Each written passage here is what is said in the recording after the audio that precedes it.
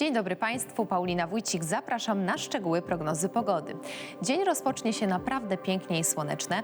Pełne słońce pojawi się w Warszawie i w Białymstoku. Z kolei najwięcej chmur o poranku będzie na Pomorzu Gdańskim. Reszta regionów z przewagą słońca. Temperatura od 26 stopni w Olsztynie do 30 stopni w Zielonej Górze.